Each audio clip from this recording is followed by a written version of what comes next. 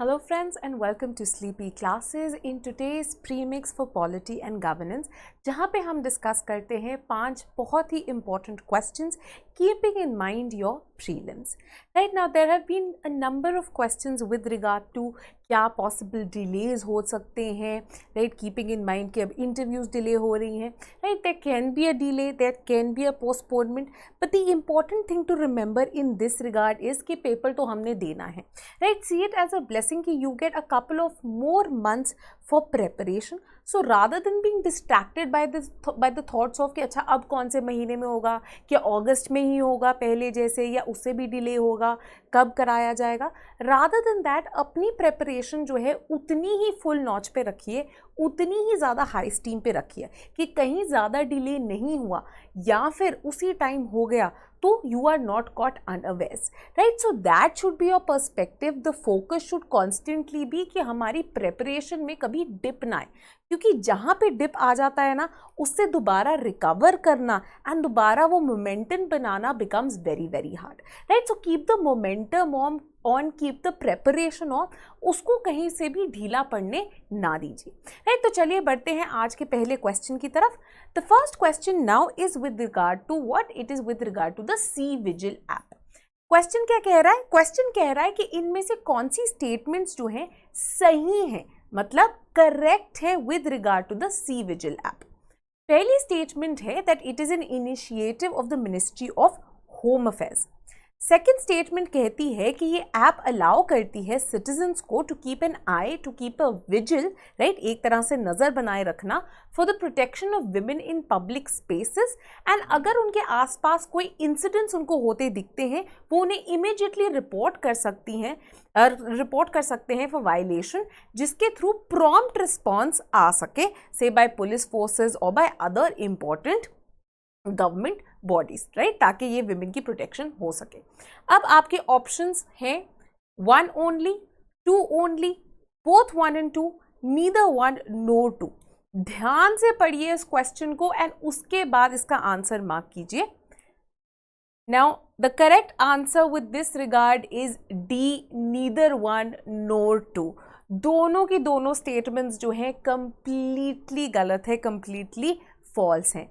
In fact अगर आज का आपने 2 मिनट सीरीज देखा होगा तो you shouldn't be getting this question incorrect. अगर नहीं देखा है please go ahead and watch the 2 minute series जो कि 8 बजे आया था, which was with regard to MCC the model code of conduct, जिसके अंदर हमने VIGIL ऐप के बारे में भी जो है बात की थी.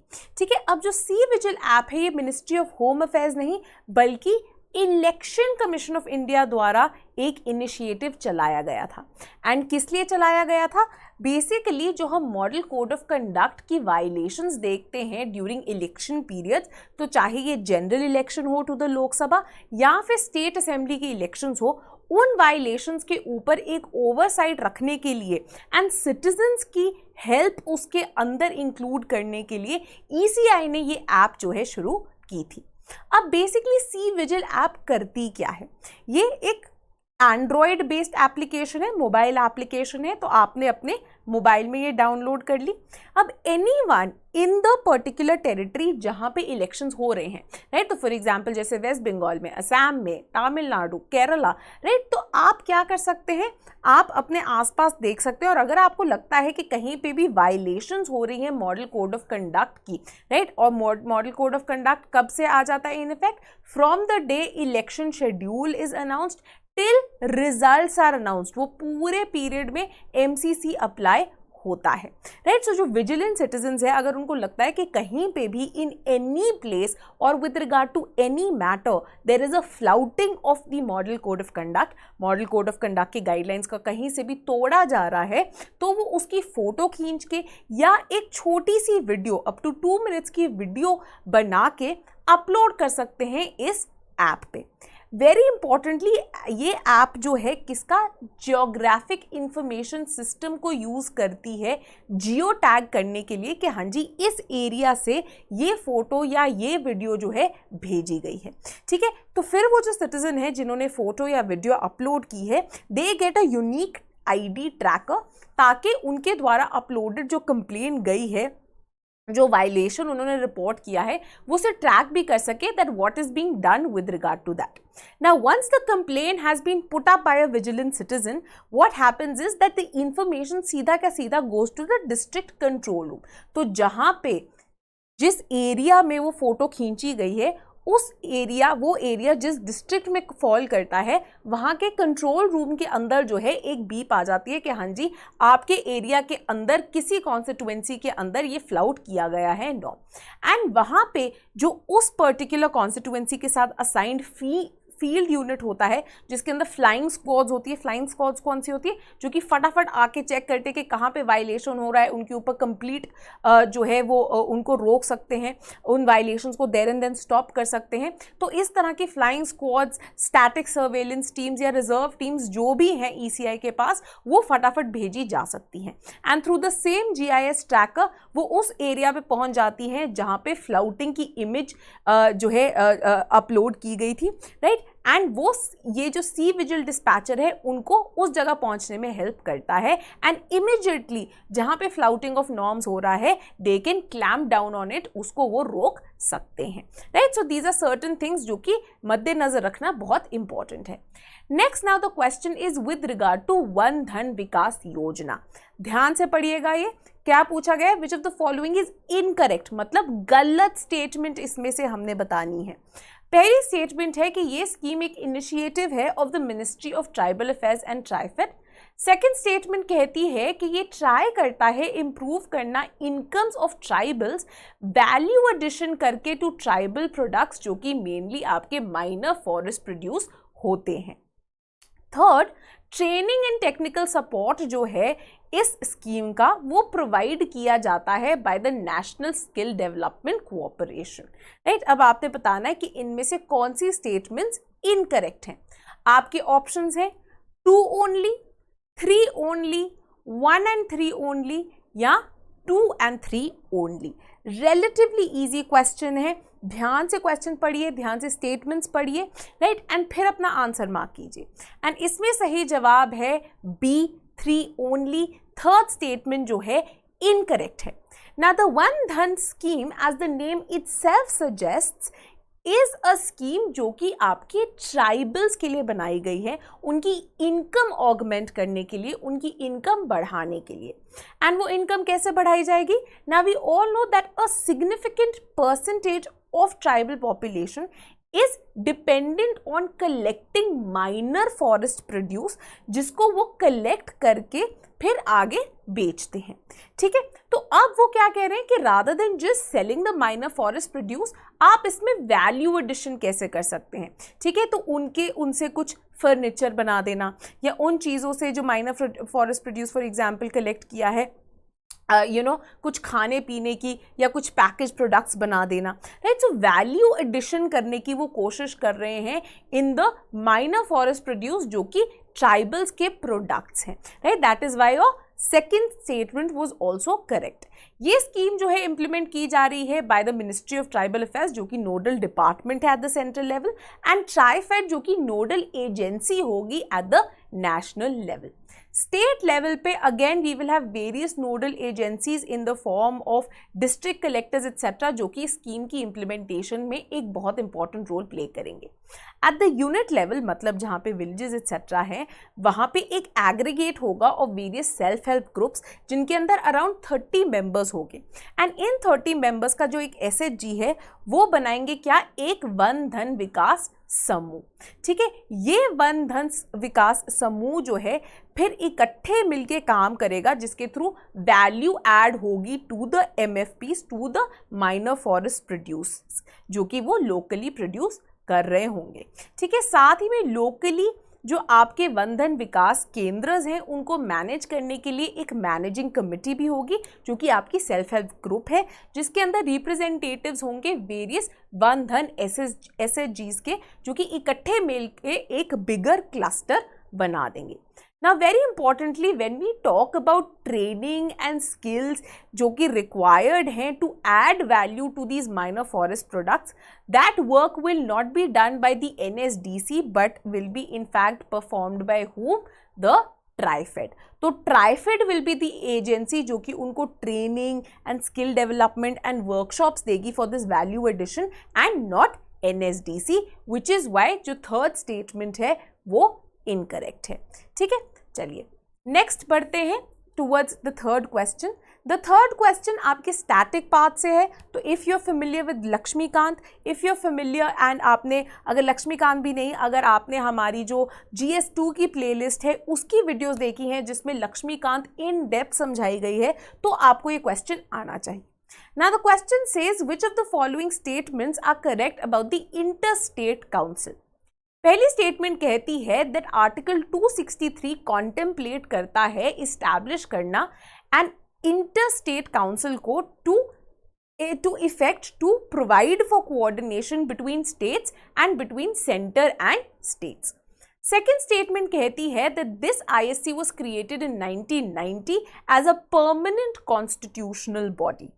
थर्ड स्टेटमेंट कहती है the council's functions are complementary to the supreme court's jurisdiction under article 131। ध्यान से पढ़िए स्टेटमेंट्स को, एक एक स्टेटमेंट और उसके मतलब को आराम से पढ़िए and then move towards your answer. अब आपका ऑप्शन क्या है? ऑप्शंस है 1 only, B 1 and 3 only, C 1 and 2 only, या D all of the statements, all of the above की सारी स्टेटमेंट्स जो हैं ये सही है। Now the correct answer here is B 1 and 3 only. आपकी सेकेंड स्टेटमेंट जो है गलत है। Again this is a relatively easy question, static part से है, तो this is something that you should be familiar with.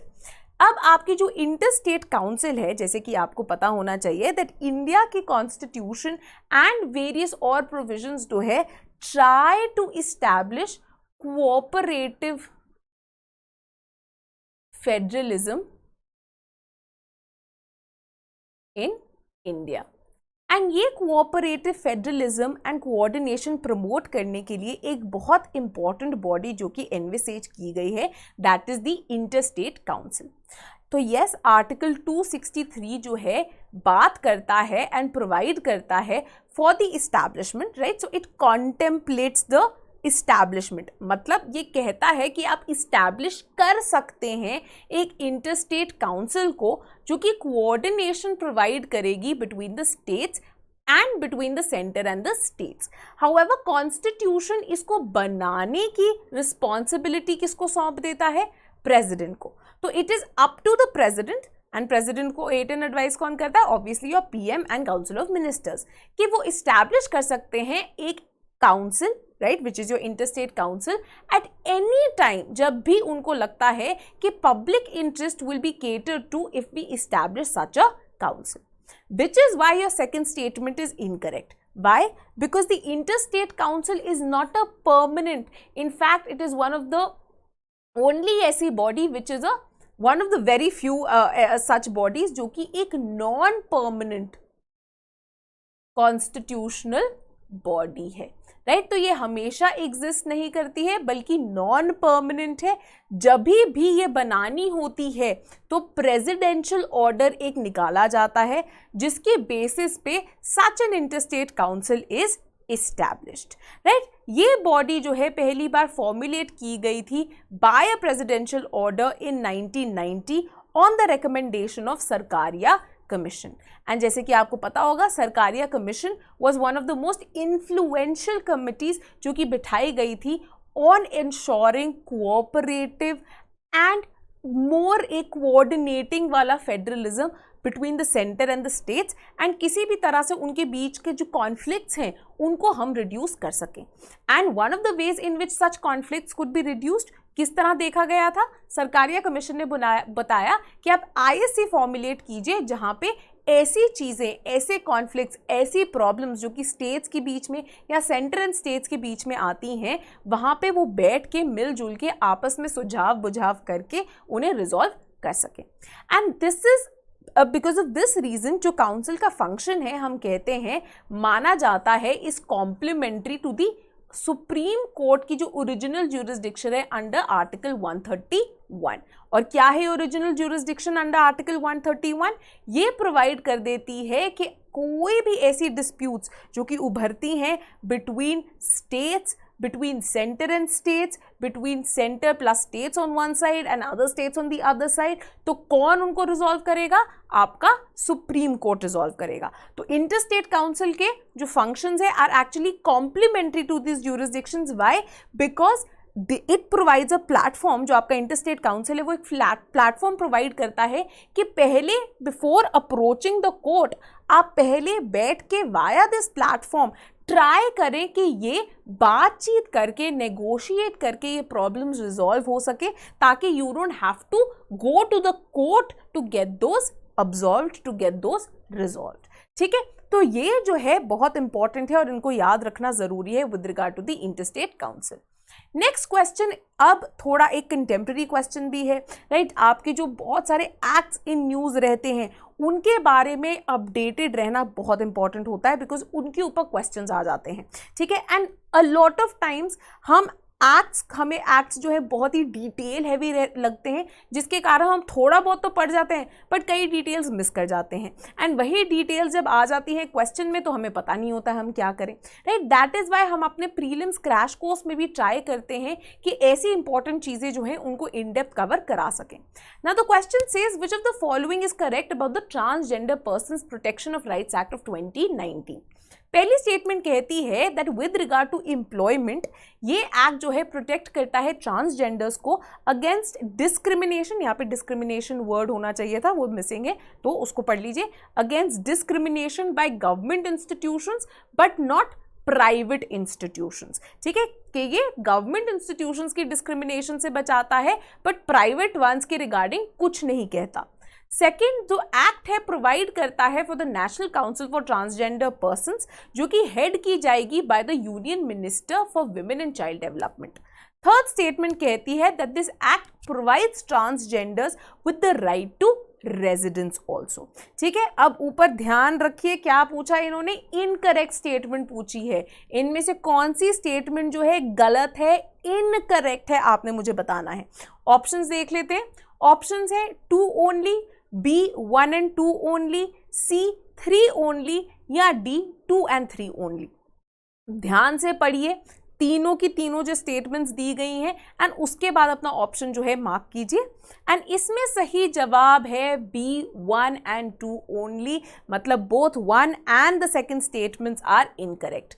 क्यों है ये इनकरेक्ट? अब जो transgender protection of rights act जो है is one of the most crucial acts जो कि पास किया गया था, जो कि ट्राई करता है after the supreme court recognise transgenders as the third gender, try करता है दैट ये ट्रांसजेंडर की पॉपुलेशन के जो राइट्स हैं जो कि कब से उनको डिनाई किए जा रहे हैं in terms of educational rights, in terms of employment rights, in terms of residence rights, उनको इंश्योर किए जा सकें। एंड देयरफॉर ट्राई करता है जो एक स्टिग्मा कब से वो झेल रहे हैं, एक जो डिस्क्रिमिनेशन वो कब से झेल रहे हैं, उसको रिड्यूस करने की एंड उनको अमेलगमेट करने की in the main stream society. अब एक्ट जो है डिफाइन करता है एक ट्रांसजेंडर पर्सन को एज समवन जिनका जेंडर जो है मैच नहीं करता टू द जेंडर जो कि उनको बर्थ के टाइम पे असाइन किया गया था। And this includes trans men, trans women, persons जिनके अंदर इंटरसेक्स वेरिएशंस होती हैं, gender queers, persons having social cultural identities जिनको हम बहुत बार बहुत ही एक डिस्क्रिमिनेटरी वे में हम रेफर करते हैं by certain terms such as kinnars, hijras, aravanis या फिर जोगता। ये एक्ट जो है बहुत इंपॉर्टेंटली प्रोवाइड करता है एक right of residence. Right of residence क्या है? बेसिकली हर ट्रांसजेंडर पर्सन के पास ये अधिकार है, राइट है to reside and be included in their household. Now a number of times we've seen that the very families that they are born into end up discriminating against them, end up throwing them outside the house, end up not treating them well, right? तो इससे बचाने के लिए उनको right of residence within this act provide किया गया है।